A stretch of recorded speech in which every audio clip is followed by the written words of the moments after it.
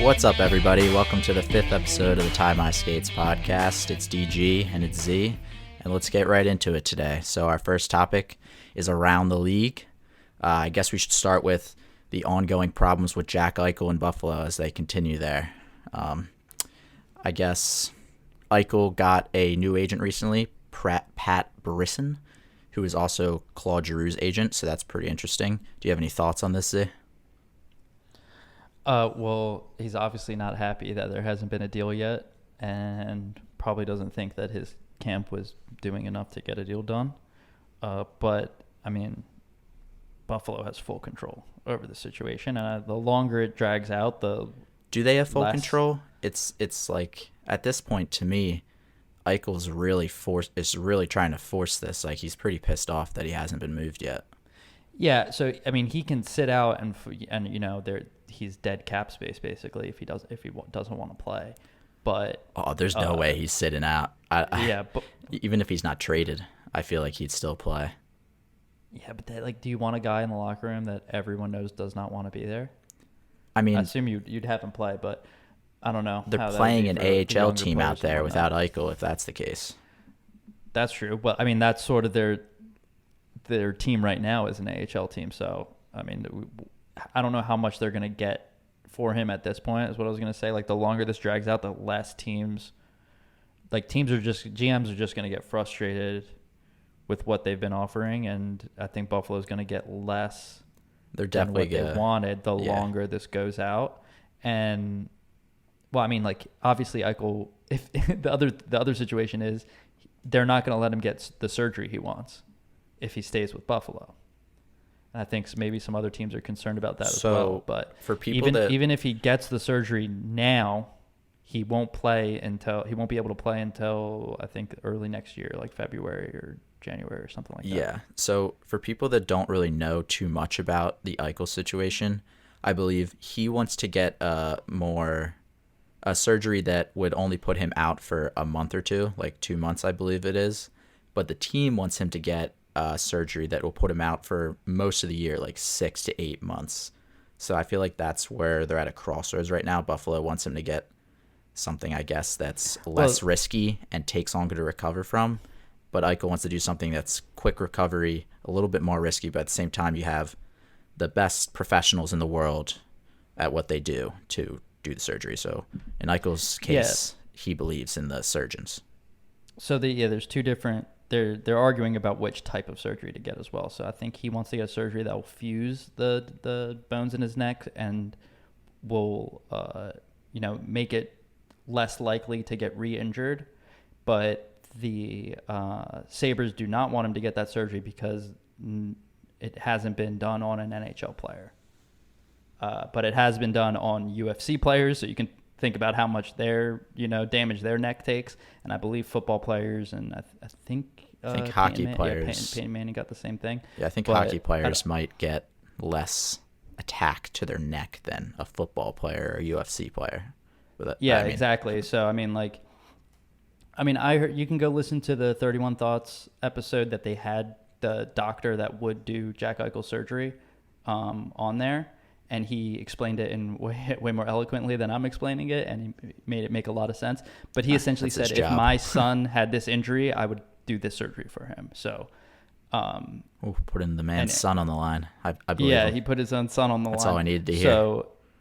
So, I do think that it's a better surgery, but for whatever reason, Buffalo doctors don't want him to get that surgery. And that's sort of what's causing that, and the fact that they want like 3 top quality prospects for him and more. Who do you think he might go to? Like, I'm getting more and more scared that it's going to be the Rangers. I'm more so hoping it's like the Wild. That's like best case scenario right now. Everybody's been saying the Rangers. I think the Wild are an option there because they have a whole situation going on with Kaprizov where he won't agree to a contract with them. And he's threatening that he has some contract in Russia and he's going to go back and play in the KHL. There's also LA, but I feel like they've been in and out of talks. Anaheim does have a lot of prospects, but I think Buffalo would want Trevor Zegras, and Anaheim's not willing to give him up. I think from LA they would want Quentin Byfield, and I don't think they want to give him up. They're just going after the best prospect of every fucking team, huh? And I've seen some stuff with the Rangers, like some mock trades involving they have a guy in the KHL, Kratsov, who's supposed to be like a classic Russian winger. I've heard of him, yeah. And maybe some other but like Lafreniere hasn't been in conversations, Kakko hasn't been in conversations, so Kakko probably should be in conversations. Like if he's not, you're losing out, Buffalo. Like you have to at least grab Kakko as one of the pieces, I think. I mean, at least I think they should. I think it's a mistake not to. So I've seen that, and also Keandre Miller. I've seen him at their defenseman. I don't know if the Rangers will do that. Yeah, so I don't know. I feel like the guy. Rangers totally jumped the gun on their rebuild. Like they were on pace, if not ahead of schedule with their rebuild, and they got, the one thing about a rebuild is you need to make the quality picks, and the picks need to turn out, and they got, a 1 and a 2, and they're both, probably you haven't seen much of them, but like they're going to be great players, I think, Lafreniere and Kakko. So yeah, and put on top of that, they signed Fox. They got Keandre Miller. They got a lot of young guys who will be good in the next 3-4 years. So I don't know why they went and started clearing out the cupboards to get some big boys this year, but I digress. Tom Wilson beat them up too much. Yeah, that's exactly why. Montreal fans really want him to go there. They just don't have the cap situation in order to make that happen, and I don't think they have the prospects either. You'd probably see Caulfield and Suzuki go in a trade like that. Yeah. Which they're probably not willing to do that. There's not really that many options out there. There really isn't. So that's why I'm saying, I think you said you think Buffalo has the upper hand. I feel like they're kind of being pushed into making a deal happen. But a deal that they don't want to happen. But the GM did say he'd be fine going into this year with Eichel on the roster, but I don't know if that's posturing. That's just saying. He's just saying that to say it. I'm saying like they have total control over where he goes. In that sense, like he can't be like he doesn't have a no trade. He can't say I'm not going to go to these teams. Like they have total control over where he goes and when he goes. So that's how I feel like they have control over the situation. They might not get what they want for him, but he's just going to get angrier and angrier sitting here and a trade not happening. Yeah, I completely agree with you there. So maybe his new agent, who does represent a ton of high-level players, I think Tavares, Patrick Kane, Jonathan Taves, Kopitar, Crosby, Giroux, list goes on. McKinnon, I think, is in there. Seth Jones. The big boys. A lot of big boys. Samuel Morin, actually, he represents too, which is funny. That's funny. But maybe this new guy, Pat Brisson, can talk some more sense into the Buffalo management and get a deal done faster. But like I said, I think it's up to the GM to make the decision. So I'm not sure how changing agents is going to help too much. Yeah, I guess we'll see how that situation plays out in the next upcoming weeks. You'd think if he's going to get moved, he probably should get moved sooner rather than later, considering training camp is right around the corner. And considering the amount of time he'll be out if and when he gets surgery. Yeah, exactly. So why don't we move on to another around the league topic? Kasperi, I believe is his first name. Kasperi Kakaniemi was offer sheeted by the Kasperi, yeah. Kasperi's Kapanen. It's Jesperi Kakaniemi. With a Y? With a J. With a J. All right. These goddamn names are always fucking me up. The Finns get you, huh? Yeah, they really do. But he was offer sheeted by the Carolina Hurricanes for a 1-year deal. I think it's like a slightly over $6 million. What's it, $6.1 million? And today on Twitter, actually, your boy Coots posed the question, who would the Flyers, or who would you want the Flyers to offer sheet?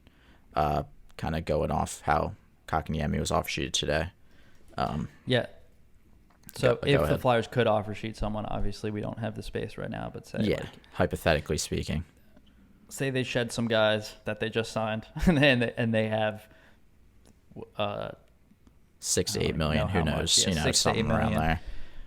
there. So My answer for this to your boy Coots would be Elias Pettersson. Still not signed. I was thinking the same thing. RFA in Vancouver. Vancouver also hasn't signed Quinn Hughes yet, but he is offer sheet protected because he has not played the number of professional seasons required for him to be eligible for an offer sheet. So, but they still have to sign those two guys, and they have $10 million in cap space. I don't think they're going to have enough money to sign both of them, and they both have the same agent, Hughes and Pettersson. So I'm not sure how that's going to work. I think they'll work on Hughes first, because that might be the more important position because their D is not looking great. I mean, they just got Ekman Larson, but he's been on the decline. But yeah, my pick would be Pettersson. Did you have any other ideas? Or I mean, I don't really know who's left available in that regard, but I mean, Pettersson sounds about right. I guess that makes sense to me because in the NHL you want to have really good center depth, and if it was possible, it's obviously not. If it was possible for the Flyers to do this, you'd have Elias Pettersson, Coots, and Kevin Hayes as your three centers going into the season. I mean, that's pretty goddamn sick. Good. That'd be a nice 1-2-3. Yeah. I go maybe even Pettersson on the first line, but Coots and Pettersson on the 1-2. You could flip them. Who cares? Like, depending on who you're playing, doesn't really matter. But that team would be stacked. We need the cap ceiling to vanish for that to be possible. But it'd be pretty if not goddamn Pettersson, cool. Another good choice, which I would love to have this guy or his brother in a Flyer sweater, and that's Brady Tkachuk. He's still unsigned right now. That's pretty crazy. So. Yeah, that would be a nice offer sheet as well. He's probably around the $7 million range for 3 years, something like that. Yeah, something like that. I would love that guy in front of the net. And I believe that means the Flyers would lose a first and a third or a first and a second in that scenario. It's actually the offer sheet that the Hurricanes signed Kotkaniemi to, it's like $6.1 million, and they give up a first and a third. I think if it's like 6.16 to like the next range up is 6.16 to like 8 something, and that's a first, a second, and a third. Okay. So they're just under the threshold to give up a second as well. So they like strategically did that. But so yeah, if we're in the sevens, I think it's a first, a second, and a third you have to give up. Okay. So I mean, yeah, Brady Tkachuk and Elias Pettersson are definitely two good options that, hypothetically speaking, the Flyers could offer sheet if it was possible. Why don't we talk a little bit about the actual real life situation that's going on? Jesperi Kotkaniemi signing that deal with the Hurricanes. In my opinion, I feel like it's an easy no-brainer match for the Canadiens, but it definitely does pose some problems now and in the future for that for their team. Yeah. So I believe they have zero cap space as it is. Essentially, yeah. Or something close to that. They might be over by a few million. So if they do sign Kotkaniemi to the 6.1, they'd be over the cap by a little bit over 8 million, and that's for a 22-man roster. They are expected, however, to put Shea Weber on LTIR, and if they do that, they'll his contract will come off the cap, and that's at $7.86 million off the cap. So they'd still be, a couple like 800,000 or something like that over. So they'd probably have to drop some player, like some fourth liner from their roster or whatever. Yeah, they probably have to shed a little salary and play a younger guy making under $1 million a year, something like that. But the more important part of that situation is that since it's a 1-year deal and he was RFA, next off season, his negotiations would begin at what he was making. It will begin at $6.1 million for a qualifying offer. So that sort of ties the hands of Montreal going forward. The real way you get a team like this, like to squirm in an offer sheet situation, is to offer term along with salary. Canes weren't willing to, offer a ton of term for Kotkaniemi, so they offered a 1-year deal. But this still has some long-term effects with Montreal, knowing that his next season he's going to be as expensive, if not more. Yeah, I mean, that's a really big problem for Montreal. I mean, it's a no-brainer match to me, but having to pay him at least 6.1 in his next contract kind of sucks, you know? Like, what if he has a horrible year and you want to pay him less? I don't know how the rules work or not. Maybe you can pay him less, but it does suck. But, I mean, he's probably worth or will be worth around that at some point in his career. So it's not the worst thing in the world for the Canadiens, but the Hurricanes kind of did fuck with them a little bit there. Yeah, I mean, they could file for arbitration because I think he'll still be RFA next year. Yeah, well. He's really young. He'll definitely still be an RFA. Yeah, he's 21.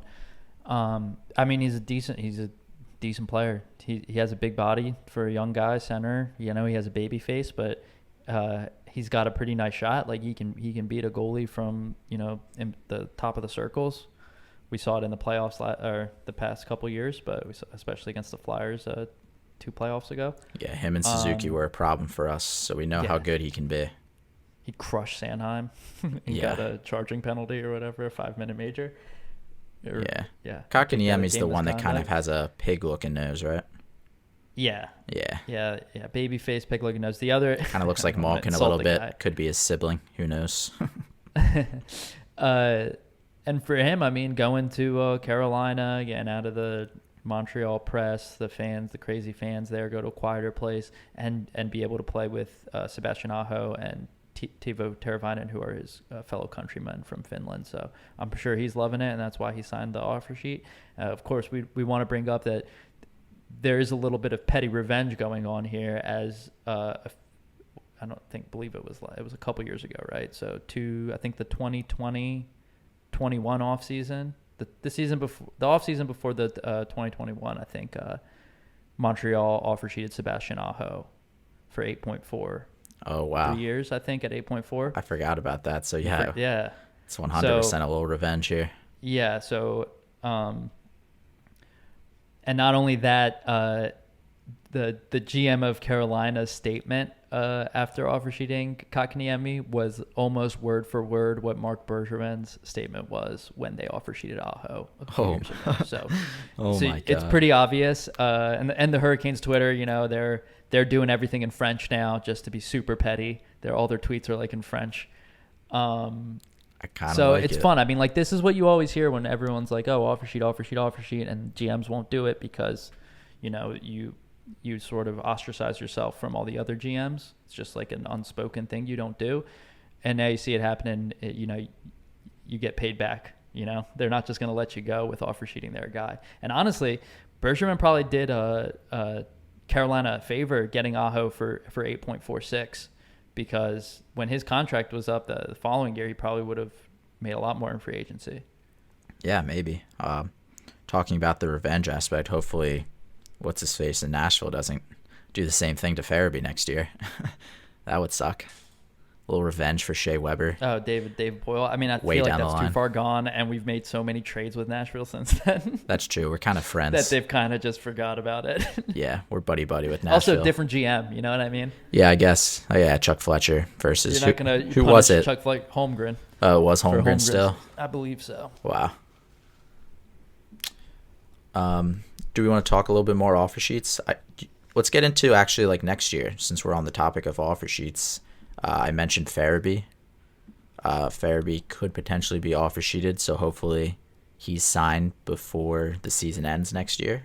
I'm not sure who else would be on the offer sheet side of things. Morgan Frost, maybe? I think so. But I don't know. I think so. Because him and he hasn't played as much as Farabee, obviously, but I think he will be RFA. I think he's burned his years. Yeah, next year, him and Farabee. Okay, so here I'm looking at it now. So Albe Kubel, Farabee, and Frost and Sam Morin will be RFA next year. Okay, so it's really Morgan Frost and Farabee you have to worry about getting offer sheeted, specifically Farabee probably. Yeah, I don't think anyone with like Morgan Frost hasn't played enough games for anyone to care about him, and the fact that like offer sheets never happen, I don't think it's going to happen on a guy like Frost. What if Morgan Frost goes off this year? Then it becomes a topic. Could happen. Potentially. I feel like we would let him go if we're getting like a first and a second for him. Oh yeah, that's so true. I mean, and we have to sign Giroux and Farabee. It'd be sad. We're either getting him for cheap or letting him go. You know what I mean? Yeah, you're right. And Farabee, I'm interested with what that deal looks like. I don't know. I'm thinking If he similar goes to off a again this year, Konechny type deal. say he scores 30 this year, you think he'll take 5.5? That's what Konechny makes. Yes, because I think Konechny is more. It's tough. I don't know. I mean, I would say Farabee's more of a goal scorer than Konechny, but Konechny was putting up 24 goals every single season for like 3 years straight before he got that deal, which is pretty goddamn consistent. So, yeah, Farabee would have to put up at least 25, if not 30 goals to get a little bit more than Konechny got, like somewhere in the $6 million range. Yeah, I mean, if he repeats like sort of his numbers from last year, or calculate them to what they would be over an 82 game season, he will probably get 3x6 or 4x6 or something like that. I was gonna say like 4.3, which was like basically what Couturier was making or is making now. Yeah, maybe that. I would love that because something like that. My head tends to go to higher dollar values when it comes to players, so 4.3 would be very nice. I also think he just loves playing here. Oh, of course. Yeah. Yeah. So, just to talk about how infrequent offer sheets are actually accepted by a team, is the last player to be offer sheeted and actually go to the team that offer sheeted him was Dustin Penner in 2007. He was offer sheeted by the Oilers and taken from the Anaheim Ducks for 5 years, $21.5 million. And I'm not sure that contract really worked out for the Oilers, but so like around $4 million a year. Yeah, so I guess it makes really, sense. like a complete nobody like Dustin Penner was the last guy for this to work for. And the last time before that was in 1997. So you see how like it's an every 10 years sort of thing. The offer sheeting is basically just a dumb rule the NHL has still in place that doesn't really do too much, but it's still an option, I guess. Yeah, I mean, like the only thing you're gonna do is you're gonna fuck with another team's cap for whatever reason, and then you're gonna have a bullseye on the back of your head for when your good guys are RFA. So I'm not really sure what the if you get a lot out of it. Yeah, but I mean, I'm interested to see what happens here. I think Montreal will somehow, teams just like make the numbers work. Like they'll just make it work. Yeah, and keep him. They obviously I want that to happen because I don't want Carolina to get better. I know, just add another good player to our division. Like fuck us, right? It is funny how they wouldn't sign Nedeljkovic for $3 million. They offered, the highest they offered Hamilton was like 6 point something, and then they offered Sheet Kotkaniemi for 6.1. Yeah, there's not any real consistency with Carolina's GM. Yeah, and he was the guy who wouldn't even pay his scouts' phone bills, so he's not. Yikes! I didn't even know that. That's kind of he's a pretty messed frugal up guy. Yeah. He's probably super rich and he's going to bitch out about paying a couple fucking bills. Yeah. Screw that guy. No respect. But staying in the Carolina family, we can go over to Svechnikov now, who also signed a big contract a few days ago. Yeah, and after we get through Svech, we're going to get into Chuck's contracts that he's been signing over the past week or so. So it's good to talk about Svechnikov, who got the exact same contract as Couturier. I believe it's 8 years at $7.75 million, so $62 million total. It's a pretty nice payday for Svechnikov. I think it's a pretty good deal for the Hurricanes as well. I mean, I think he brings a lot more value than that contract shows. So, and I'm not sure his age, but he's definitely probably a little younger than Coots, so he'll only be in his low 30s when that deal's up. Yeah, he's 21, so he'll be 29. Oh my God. 30 when the deal's really? up. That's crazy. Yeah. I think this is this isn't paying for how he's played. This is a good deal in like 3 years, 2-3 years. I mean, you're right. Being a great contract. To be honest with you, I thought he was like 24, 25 already. So the fact that he's 21 doing what he does is incredible. I mean, he has an older brother who was drafted kind of high who like didn't pan out. I think he's in Detroit, and you might be confusing them. But maybe, I mean, yeah. I thought he was more of a sniper than what his goal totals show. The highest goal total he had was 24 goals in 1920. Obviously, he's only played 3 seasons, and one of them was the shortened season last year, or 2 were shortened technically. But I don't know. He hasn't gotten to 30 goals. I'm sure he could, but I don't. He's not a point per game guy yet. And if he's, I don't watch their games enough to know if he's always playing with Teravainen and Aho on that top line. But if he is always playing with those guys, he should be a point per game. Yeah, I mean, he's a really good player, and he got under $8 million per year. So bravo to. Do I just think he's better because he did the Michigan goal? That twice. that definitely probably plays a factor. I mean, it's pretty impressive to be able to do that. If I saw somebody do that, I'd sign him right away. Yeah, no hesitation. Well, yeah. So it's a good deal, and it makes Couturier's deal look good too. Yeah. Let's move into Chuck's contracts now. We'll start with Coots. I mean, you're right. That Svechnikov deal makes Coots' contract look even better. Honestly, when I saw the Flyers tweet the Coots gif, I was like, oh my God, they're about to announce his signing, and the fact that this man got under $8 million is insane. I did not think that was possible, but yet it is, and it happened. I mean, it's unreal. I totally thought, I'm sure a lot of people did because we all listen to the same Flyers podcast, is that that they weren't going to think about these deals until trade deadline, end of season, depending on how the team did.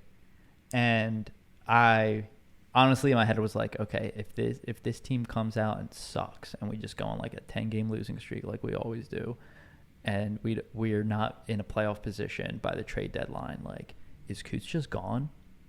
Is the team just going to offer him, if he's not gone at the trade deadline, is he just gone at off season and a team's going to offer him 9.5? Yeah. 7 or something that? I think you're crazy to think we'd just move on from him, but if he went to free agency, we probably would have lost him. For sure. Yeah. See, he is a bona fide number one center. So, and obviously had the Selke Trophy a couple years ago. So put that on his resume. But I didn't think we would get him. Really, I maybe thought he would sign a team friendly deal somewhere around what Giroux makes in the 8.5 area or something like that. But the fact that we got him under 8 is just insane. And I don't even care about the term. Everyone's like, oh, he's going to be so slow and old, but he's going to be 38 or whatever. Yeah, I mean, that's really the only downside you could say for this deal is incredible. The only downside you could say is the back end of the deal might not be that great, but let's look at some comparables. I mean, the best comparison is Patrice Bergeron, who's 36 years old right now, and he's still one of the best players on that Boston team. So if you think Coots is just as good as Bergeron, that's what we'll be getting. And even if it's not as good as Bergeron, I mean, I think that defensive ability and his brain isn't just going to stop working. He's still going to be a very valuable player to this team, even if he is slightly overpaid. So I have zero worries about this contract. It's one of the best things Chuck has done since taking over GM for the Flyers. Yeah, and the thing is, if you're getting him at 7.75, you have to get the term. Exactly. You know what I mean? And everyone's like, oh, I feel better if this was a 5-year deal, but then you're not getting him at 7.75. Exactly. You're getting him at 8.5, 9. 8.5, 9 for 5 years. So that's the whole. We need the cap. We need the cap space now. So you front load it, and that he may, fall a little bit in his production. But, Coots has never been a speed guy. The only thing that's really going to degrade is his speed and age. Injury history could be. Injuries definitely worried me a little bit. Injuries could be worrisome, but the way this guy plays and how his hockey sense and his positioning and his defensive ability with his stick and his positioning too, it translates, year by year. So I'm not really worried about it. You brought up Bergeron as a comparison. Bergeron has a fair share of injuries as well, but I think that's a decent comparison. I don't. Boston fans would freak out if they heard us talking right now. But why? That we're comparing Coots to Bergeron? Yeah. Come on. I mean, Bergeron's their god. There's only a couple of those players in the league. It's Bergeron, Coots, Kopitar, Ryan O'Reilly, and Barkov. There's no one else that is on that Stone list. won last year. He's a winger though. So it's I guess Stone. But I mean, that's literally a handful But also, of players. out of all of those players, Couturier has talked about the least.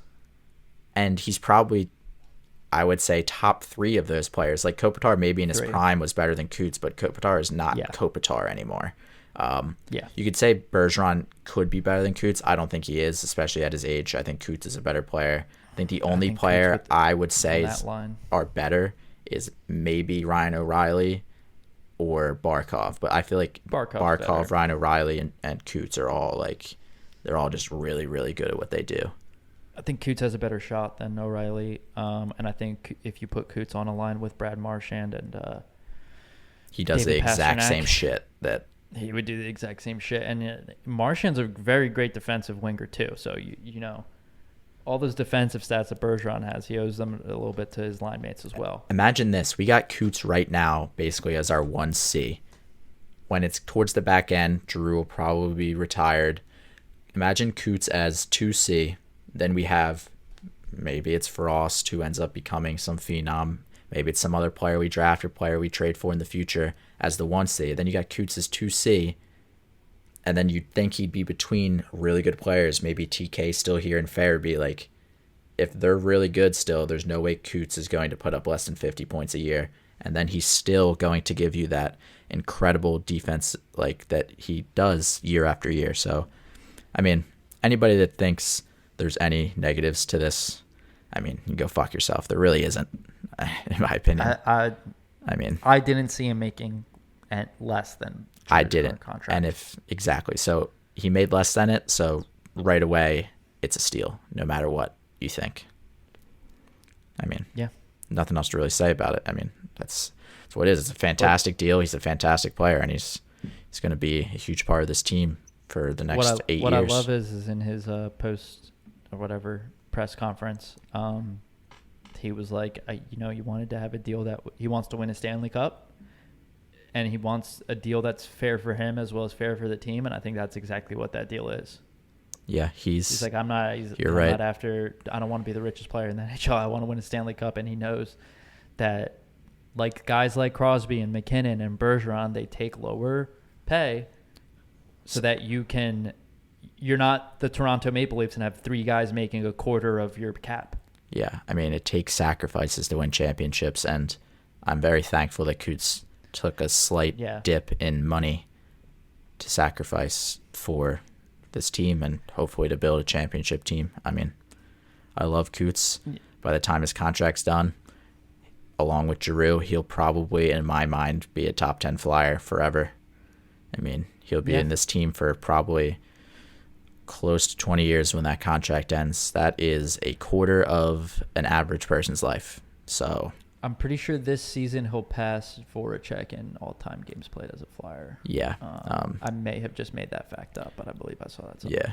We're a little too young to compare guys like Giroux and Coots to some of the older guys, but like these guys have been a part of the team for a very long time. You can't not say they're not top 10. I mean, Giroux's easily top 10.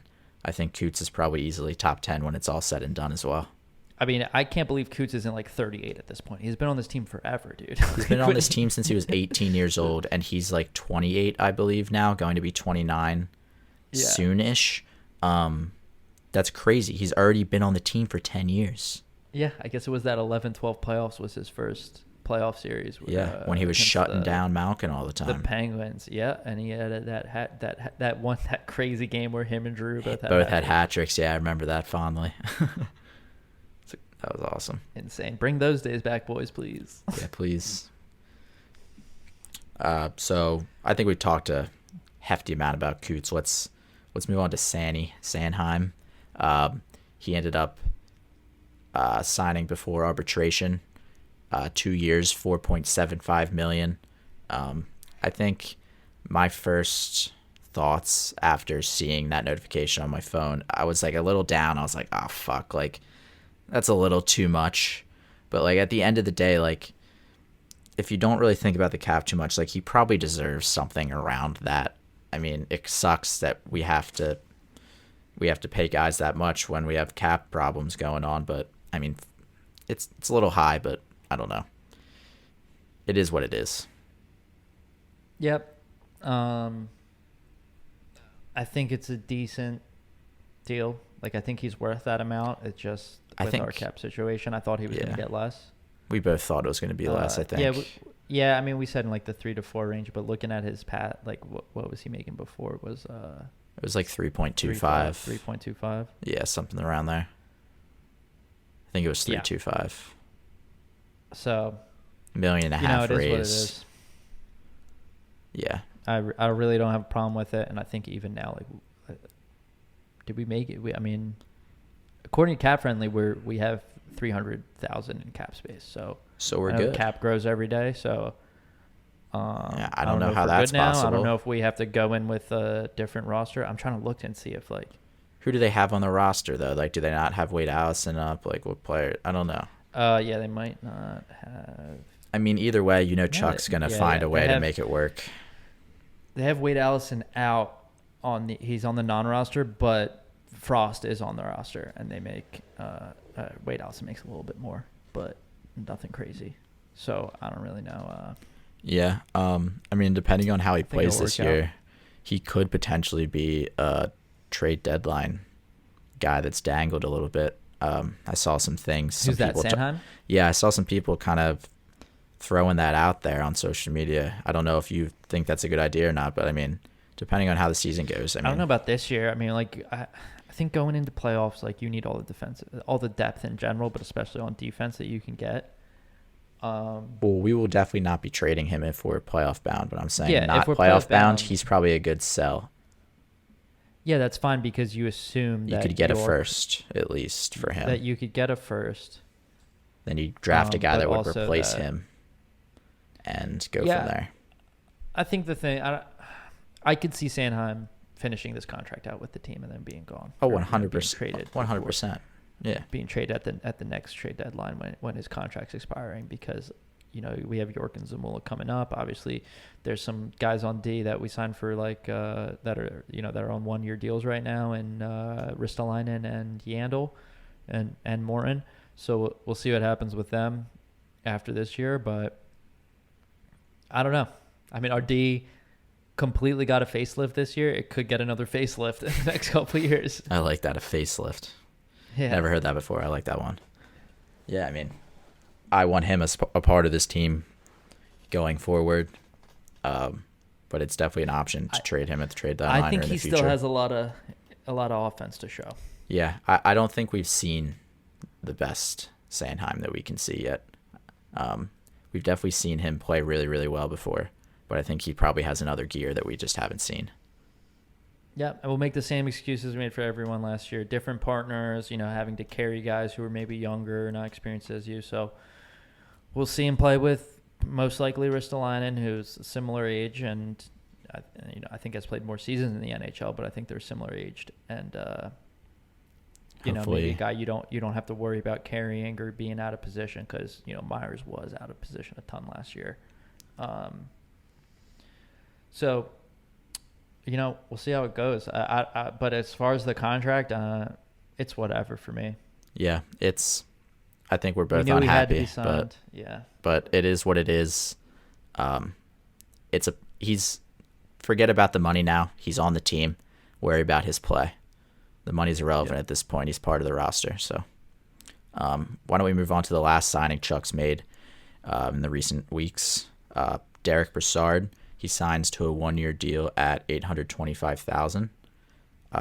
It is said, or Derrick said, that he took less to join the Flyers. I think there was a team out west that may have offered a little bit more than him or for him, but he chose the Flyers instead, which is always nice to hear when a player chooses a team over money.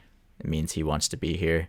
He likes what we're doing, and I guess he wants to try to win a championship in Philly. Yeah, I mean, you heard Yandel say something similar. Obviously, you got to think that Hayes had way more of an influence on Yandel coming than Chuck's moves. But, Brassard knows a lot of guys on this team. And he knows the coach. He knows AV.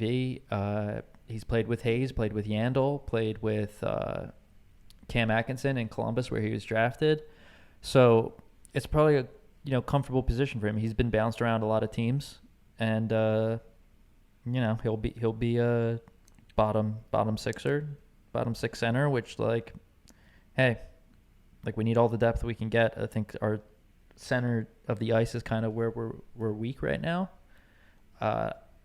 Hayes is going to be a second line center. I really think ideally he's a third line center. So, guys are going to have to play up to their ability a little bit. But this was a surprise signing, but one I was not mad about at all. Shocked to see it, but I was like, okay, cool.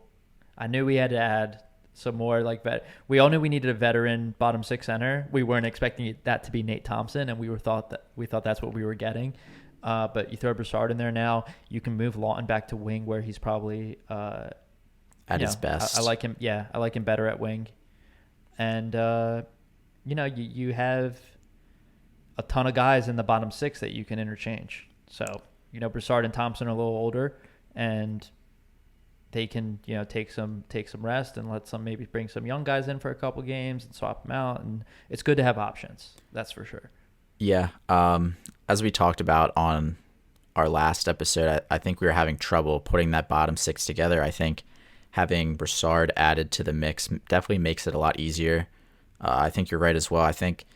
I'm thinking that the bottom six might be changed a lot throughout the year. Like I think we could see a lot of players coming in and out of the lineup on those bottom two lines, which is never really a bad thing in my mind. I think that sparks some competition with the players that are right there. They're are definitely NHL worthy, but we're also going to try to motivate them to be even better so that they deserve to stay on the team as we play out the season.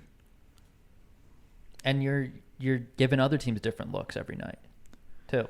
Yeah, they're players that they can't game plan for. And then the other thing is, if a guy's on a horrible cold streak, you're not forced to ice him because you don't have younger guys who can play, or guys in the reserves who can play. So, if a guy's not playing up to the coaching staff standards, they can bench him, bring someone else to pop him right in that spot. Yeah, I think a guy like Knack this year might be benched quite more than we'd think. I think he kind of, watching him last year, I love the guy, but he definitely had some problems with penalties and stuff last year. It's just really wasn't working. And the whole team wasn't working last year, but I feel like Knack's the kind of guy that we could see coming in and out of the lineup. And you add Derrick Brassard and Nate Thompson, that's three guys right there that'll probably be flipping and flopping out of the lineup on any given game. I don't think Albe Kubel's on that team next year. This year or next year? Next year. He's going to be RFA next year, so yeah, I don't know. I don't trade him, but I don't. Wade Allison is better. Yeah, it wasn't that the penalties he were taking too were just bad stick penalties. Yeah, and those are the penalties you don't want to see. High sticks and slashes, interference, or shit like that, whatever. But if you're taking stick penalties, that's what we like to call lazy penalties. So he was doing it in all zones, and they were getting scored on pretty much every time he committed a penalty. So that's you can maybe get away with it if you're taking a lot of stick penalties and the PKers are doing their job. But when there's significant goals that are caused by you taking a penalty, it's, the coaching staff looks at it a little bit differently. And I don't know. I feel like we got a little hype about Albe Kubel in the bubble, because he had a few games where we do that all the time. Matt Reed, all of our players. Who was that other guy? Something with an A. Forget. He was on the. He played on the first line a little bit. It wasn't Atkinson. It was something a little different. Atkinson, Akenson. Yeah. Remember that guy? He had he was pretty good, and then he played. Was it Jason? Yeah, Jason Atkinson. He was the dude that in one of the post-game interviews, you just saw his bare ass coming out of the shower on live TV. If you remember that. I remember to me, Knack is kind of like that. It's he's a dude that looks kind of good for a little bit, but isn't really ever going to be something consistent. Well, he's a fourth line winger, and what you want your fourth line wingers to do is get the puck deep, work it along the walls. And I think he tries to use his skill too much instead of just grinding it out. That body. That doesn't work on the fourth line. If you're on the fourth line, you better be dumping that puck in, skating your fucking ass off, and just trying to, and try to get a cycle going that's just going to burn time for your players to rest. Play the game in the simplest way possible. Go to the fourth line should be playing fundamental hockey. and be using the body, and he doesn't use his body enough. And like Lawton's a perfect bottom six role player kind of guy because Lawton will throw his body around. He'll do that shit. So I just don't know if Knack is the same type of player. But yeah. Yep. Just talk a little bit about Brassard. Let's roll back playing there. style, because he is an assist guy. He's not a huge goal scorer. Not super defensive. He's not going to play the PK. So he's basically just a depth player. You know what I mean? Like he might set up some nice goals, maybe get some chemistry with some of the younger guys, but I don't see him as a permanent, like, stamped in at 3C. Oh, of course. I see him coming in and out. He's like Nate Thompson. Compare him to Nate Thompson. A little bit both better, of them. I think. But. Yeah, a little bit better, but Nate Thompson can play the penalty kill, which is where he kind of will help this team. Chuck basically has made Chuck's made signings before the season starts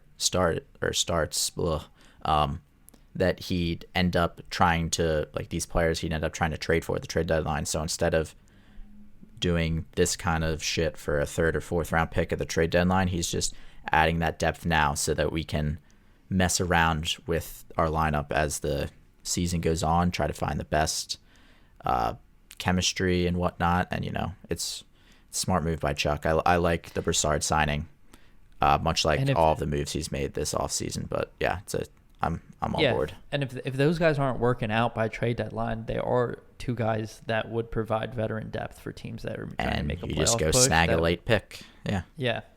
So, get rid of one of them, get a pick, or maybe exchange both of them for another fourth-line player or third-line player or whatever.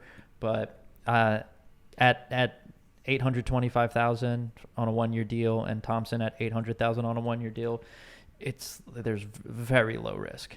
Yeah. Just a easy depth move by Chuck. There's nothing more to say than that, really. Let's move on. We have a fun little topic for you guys today. We are each going to pick a goal and assist leader that we believe that could end up happening this season. So why don't we start with goals?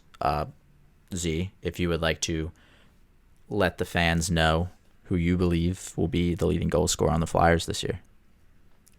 Yeah, I mean, this is kind of a tough one because we got a lot of new guys you got to think about.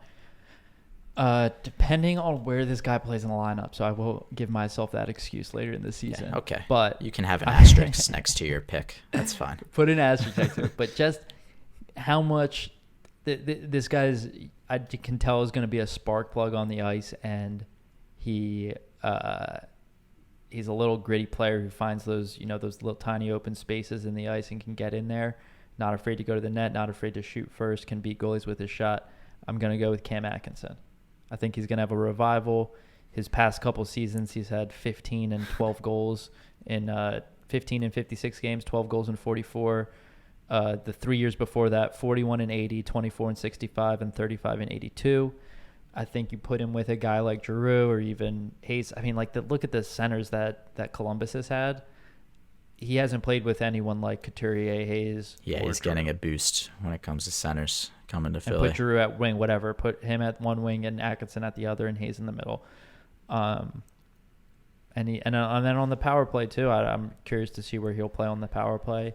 I'm assuming he'll be on the second power play, maybe in the Giroux spot. But I'm going to go with a fun pick. I'm going to go with a guy who wants to be here and sounds like he's going to have a great time when he is here, and that's Cam Atkinson. Yeah, I like your pick. It's definitely a good pick. I mean, we traded for him hoping that he would bring that more goal-scoring appearance to this team, so you would hope he would score some goals this year. I think it's a solid pick, like a very solid pick to lead the team in goals. I'll read mine off now. My player, also gritty, as you said, Atkinson is. I think it's a player that maybe fans might not think to pick. I think he's kind of been written off a little bit when it comes to the Flyers. I don't think a lot of people think of him as the type of player that he truly still is and will be for a very long time. My pick is Travis Konechny. It's definitely a wild ball pick. I just think you saw him put up, 24 goals 3 years straight. I guess you could say last year wasn't the greatest year for him, even though he still put up similar points that he's been doing. I think all the negativity that is around his name right now, I think it's going to help him. I think it's going to fuel him to be better. He's also got that dad strength that recently came about with his newborn son, Rhett James, RJ. That's what it'll probably be called. But yeah, I mean, TK, it's just like, I don't think anybody's going to pick him. I want to be the guy to pick TK. I think he could easily have one of those breakout type seasons where he just goes off goal scoring wise. I mean, we've seen him go off in certain games where he just seems like he can always find the back of the net, and I'm just thinking that he's going to put together one of those seasons where he does that quite a lot. Yeah. I mean, he had a lot of cold streaks this past year, but he definitely has the opportunity to. He's playing on the top two lines, and he's in, he gets the offensive zone starts that he should be able to lead this team in goals. Just funny because I pulled up his goal history: 11 goals, 24, 24, 24, and then 11 last year. So he's keeping it consistent. At least he's going full circle with his goal totals. Keep in mind, last year there was like 20 games less, 20 to 30 games less. So you think he'd get at least 15 to 20 goals if he had those games. Yeah, and the last season that he had 24 in, was the COVID shortened season. He only played 66 games, so you could see him getting up to 30 easy in that season. Yeah. Yeah, I mean, that's a good pick. I love TK. I want to see a resurgence in his production. I think he's definitely capable of that. I think a lot went wrong for everyone last year, so we sort of throw those numbers out the window. And, he was the best player on our team in 1920. Didn't show up in the playoffs, but there was so much momentum killed by that COVID break that a lot of players didn't show up in the playoffs. So yeah, I'd love to see him bounce back. Yeah, another point to add, actually. So this team doesn't really have a guy that's a full-blown goal scorer. I mean, I guess you could say JVR in a way, but I feel like we have a lot of players that could potentially would put up 25 to 30 goals, and I think TK is one of those guys. So he's just the one I'm picking in this scenario. I mean, you could also pick JVR or Farabee too, but I want to be I want to be one of the few guys that picks TK, and I want to laugh in everybody's face when I'm right at the end of the season. So I think JVR and Farabee are the safe picks. Yeah, I agree with you. JVR is good for 25 to 30 something, low 30s. Farabee, I think, is just going to keep getting better. I think all of his numbers are just going to keep going up for a while. And then hopefully a little sleeper pick you can put in there is maybe Wade Allison. I think he can get up. I don't know if he will get up there based on where he'll play, but he's good enough. Maybe just watching. Clips are just clips of him shooting a puck. When I played hockey, I could hit corners too in practice, but in the game, it's a completely different story. But we did see a few nice goals out of the kid in the short time he did have at the end of last year when. My thing is, if Wade Allison ends up leading this team in goals, then I think we have a bit of a problem. Yeah. So I wouldn't say he's going to lead the team in goals. My bold prediction about that is I think he can put up 20 this year. Dude, if I wanted to go hot takes, I think that would probably be one of them. Putting him around 20 goals would be a good guess. I mean, it's worth. Depending on, I think he'll make the team out of camp, but depending on how much. 100% making the team. I don't think there's a doubt in my mind that kid's not making the team. Yeah. He earned it last year. And he's just crushing it in development camp. Yeah. We haven't mentioned development camp, but I guess Frost and him have been, I guess today was the first day, or yesterday was the first day, the 28th of August. It was today, I believe. It was today, the 29th, as we're recording. Obviously, they should stand out. They're the oldest and best players there, so and it's development. They fucking better. It's not like they're playing. But it is nice to hear that they look head and heels better. What's the fucking saying? Head over heels. Yeah, head over heels better than any other player in development camp so far. So that's good to hear. I think he'll make the team. But yeah, let's do assists now. You can go first. You'll probably steal the guy I'm picking. this is kind of a no-brainer pick for probably most people, but we'll talk about it anyway. Maybe I'll throw out an honorable mention. Yeah, I think everyone's gonna have the same answer here. It's got to be G. Yeah, I mean, it's got to be G. I think Drew will lead the team in assists, and I think he should play on a line with Atkinson, who's going to be my goal leader. So I think them together that would help rack up the points. Yeah, I'm thinking Drew's going to play with TK more than Atkinson, but maybe it'll be, who knows? Who really knows? I mean, you're saying G. If we had to pick any other guys, I mean, since Voracek's gone, like to me, it's clearly Giroux. But yeah, I mean, who else really? Ryan Ellis, maybe, because of power play. I don't know, though. I think Giroux would get those power play assists if Ellis is getting them as well. Yeah. Coots, maybe. I mean, if TK does what I hope he does and has a breakout, like, not a breakout, but, like, basically comes back since, like, yeah, guys, I'm still fucking good, he could potentially lead the team in both goals and assists. I don't know, though. Giroux's definitely the easy, safe pick for leading this team next year. Just to put it in perspective a little bit, I know last year wasn't the greatest judge, but the team leaders last year in assists was Voracek at 34, G was in second at 27, JVR at 26, and Couturier and Konechny each at 23, and then after that was Hayes at 19. So I think our team's very spread out now, so it's hard to guess who's going to lead in each category. But that's a good thing. We have tons of good, talented players, and any one of them could be the best player next year. Leaning towards hopefully Coots, Konechny, Giroux still being those dogs on the team. But, yeah. So, how about you want to do some post-game? Yeah. Let's get after it. All right. I think you have a fun little topic for us if you want to let the guys know. Yeah, I mean, I kind of knew about this earlier, but I think all of Flyers fans just found a new big celebrity Flyers fan, and that's Jason Momoa, who in a press conference, I believe, was asked about Philadelphia or hockey or something, and he just said grew up a huge Flyers fan, and he loves getting to see them anytime he gets to Philly. So a lot of people were posting like Aquaman stuff with Flyers logos all over the place, and Chuck. Just people tweeting at Chuck to get this guy on the team.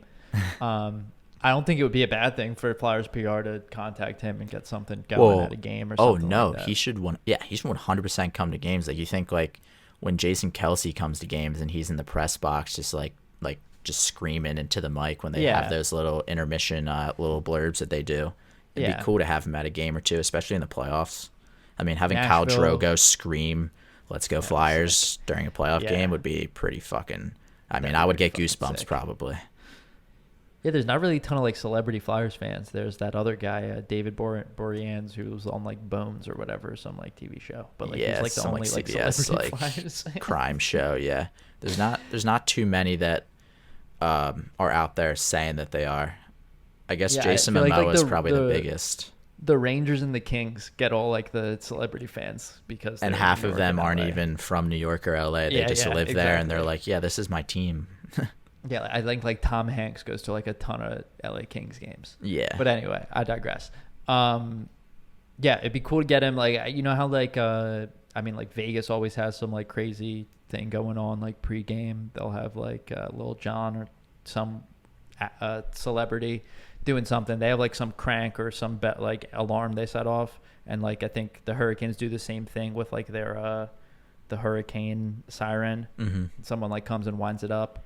That would be fun. Or even if it's like just a shout out in the crowd, and like the Predators, sometimes at Predators games the Tennessee Titans like linemen will be there and they'll chug beer out of catfish. Yeah, I'm imagining him being at a playoff game, it being real rowdy. The Flyers are maybe down a goal or they just scored a big goal, and then between whistles, camera goes right to Jason Momoa, and you just see him like just absolutely yug the rest of his beer or something like that, and just start going crazy and screaming and like looking into the camera like all crazy.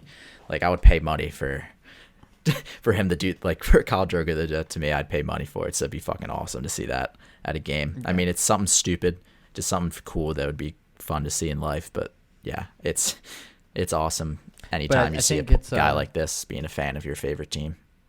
yeah. I think it's up to Flyers PR to make that happen, though. I don't think he's just going to willingly like show up at a Flyers game. I think that they have to reach out to him because the guy presumably lives in LA. He's filming, be like, hey, like, $multi-million movies. hey, I don't think he has the time. We're gonna hook you up with tickets. Do you want to come to like the playoff game or something like that? Yeah, I'm sure he would. Yeah, so that would be sweet. It's just some fun thing for Flyers fans, like having Gritty, like him and Gritty just going around caking people. Oh my god, if they had a little thing with him and Gritty during intermission, it'd be hilarious. Get Gritty's dressed like Khaleesi. that is perfect. And then he like runs and jumps into his arms, and because he's fucking jacked, he'll be able to hold Gritty up, all like 10,000 pounds of that fat boy. Flyers PR, like slide into my DMs. I got some ideas. Hire us, please. Yeah. I want to quit my job so bad. No joke. I'm being serious. For real. I would do it in a heartbeat. One other thing to mention, since we went over development camp for a little bit, was Samu. I can't say Tuamala. Tuamala. Yeah, I need it in front of me to read it. Samu Tuamala said that he will be playing in North America. We figured that when the Flyers signed him to the entry-level contract pretty early for teams to be doing that. He will play in North America. His rights are with an OHL team right now, but he's hoping to make the AHL roster. So he's either going to go to the AHL or OHL, but he will be playing in it's good in to North hear. America I didn't know that, actually. Good for the Flyers, and good to not have a guy playing over in, I believe he's Finnish, in the Finnish league, and sometimes those guys just stay there and you never get them to come over, so it's good they're getting him over early. That makes you think he might be on the team in the next couple of years easily. Yeah, he like has next, a laser one-timer. Yeah, like next year. Think about next preseason, he's going to be one of those guys possibly fighting for a roster spot. Yeah, he'll be a rookie camp guy possibly. Maybe be he'll 2 like years down the road. Yeah, I think 2 years down the road is more likely, kind especially of like if he's in the OHL. Compare him to Frost upcoming. Frost didn't really play. He played like a handful of games over his first couple years. It's just so unfortunate for Frost because like his moment was last year, like when Coots got injured. It was his chance. You're right. I mean, that was his chance, and he got injured the second period of the game. Yeah, and it was just like, now he's a question mark. So we signed a bunch of centers. Yeah, I don't know if development camp to start. I don't know if you've seen some of the clips, but there was a drill that they ran, I think today, and one of the passes or moves, like he just looks so crisp out there though. Like he looks like he hasn't missed a beat. He's fully recovered. Looks like he might have put on some weight. I mean, I'm still I'm still extremely high on Morgan Frost. He's got a hockey name if I've ever seen one. Yeah, in the games he played a few years ago with Giroux and Konechny, I think there was there was a game in Florida where he scored his first goal. Then there was like 2 games against Carolina, like a back-to-back or something like that. He looked like great in those games. Like they had a ton of chemistry going. He had a 3-point game against Carolina. Yeah, dude, I remember assist and 2 goals. And then they put him lower in the lineup, and he just didn't have the talented guys to play with. I mean, I remember fantasizing about that Giroux Frost Konechny line. I was like, dude, this could be a line. Like these guys could go off. Like, but I mean, yeah, he's gonna need the good players around him to be even better. Yeah, I think he got put down in the lineup and was playing with Vorobiev and some David Kasha. I don't know what our team looked like at whatever point. What are you gonna do with that? And it's just what are you gonna do with that? And then he went 18 games without scoring a point, and then he was back in the A, or the season ended. I think that might have been the COVID season. Yeah. But it's just tough for the kid. I feel for him. He was asked about the Brassard signing. And he was just I'm just trying to make this team. That doesn't change his goal of trying to make the team. Yeah, it shouldn't. I mean, a young player like him shouldn't be worried about an older guy like that taking his spot. If Frost is good enough to make the team, he will be playing over Derrick Brassard, no questions asked. Yeah, for sure. All right. I think we're gonna wrap up this episode, but before that, we want to send our deepest condolences to the Hayes family. Jimmy Hayes unfortunately passed away at the age of 31. He is survived by his wife and his 2 children. It's just horrible news that it's hit the heart of every hockey fan out there. Hockey and NHL fans is really a family. So if you didn't know Jimmy, he's Kevin Hayes' older brother, and not only was he looked up to by Kevin, but by hundreds of young hockey players in Boston area. He's inspired a ton of players. And we're just going to end this episode with a moment of silence for Jimmy, and may he rest in peace.